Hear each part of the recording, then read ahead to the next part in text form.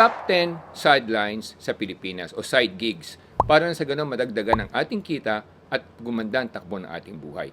Number 1, modeling. Marami sa ating mga kababayan na mga magagandang binibini at mga makikisig na lalaki na ang kanilang sideline ay maging model kasi maraming mga nangangailangan lalo na kung may mga car shows, may mga events, may mga product launching or anniversaries, kailangan nila ng mga models or usherettes. Isa yan sa mga top side gigs ng ating mga kababayan. Kadalasan ang kinikita niyan is between 2,000 to 5,000 pesos per event. Number 2 side gig is yung tinatawag nating escort or paid companionship, yung mga dinner dates na tinatawag natin. Naghahanap buhay na busy, minsan sila ay naghahanap ng mga makakausap at makakasama habang kumakain sa panggabi. Normally, ganun din ang bayad yan, from 3,000 to 5,000 yan. Number 3, selling real estate. Dito sa selling real estate naman, kung gusto mo maging broker, kinakailangan kumuha ka ng examination para maging licensed broker ka. Pero kung hindi naman, pwede ka naman kumabit o makipag-tie up sa isang broker na para na sa ganon, makabenta ka rin ng property at maghati kayo ng komisyon. Kadalasan niya, kung makabenta ka ng mga property, malaki rin ang kikitain mo dyan. Meron nga dyan, milyonan kung kumita ng property, lalo na kung sila ay licensed broker or nakatie up sila sa isang licensed broker na nagbebenta sa mga mamahaling lugar at mga subdivision. Number 4, side gig, selling insurance. Ganun din.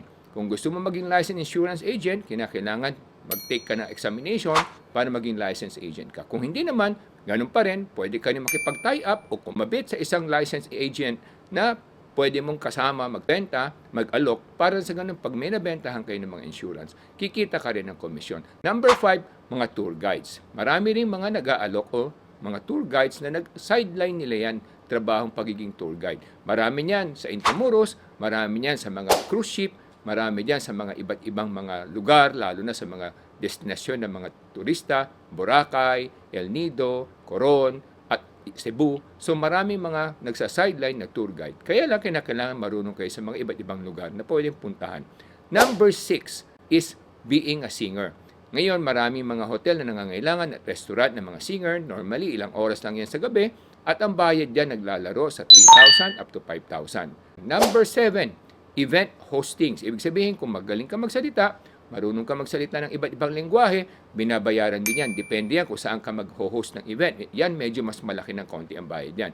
Naglalaro yan sa 10,000, pataas hanggang 100,000. Pwedeng 20,000, 50,000, lalo na kung marami kang lengguwaheng alam. Number 8, online tutoring. Yan, isa rin napakalakas niyan.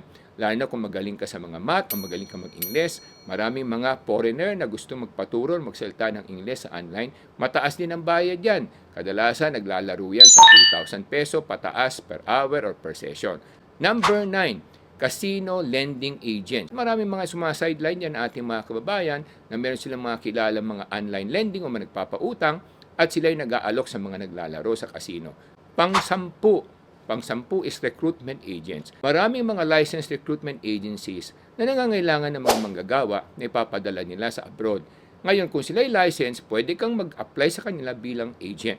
Pag may nadala kang aplikante na nakapasa, kadalasan ang bayad nila 20,000, 15,000, 25,000 bawat aplikante na matatanggap at madideploy nila sa overseas. So yan mga kababayan, ang 10 side gigs sa Pilipinas na pwede niyong pag-aralan, pwede niyong subukan para sa ganon gumanda inyong kita at hanap buhay at nang sa ganon mas matulungan ninyo ang inyong mga pamilya. Ako nga po pala si Michael Sai, ang inyong dad ng bayan.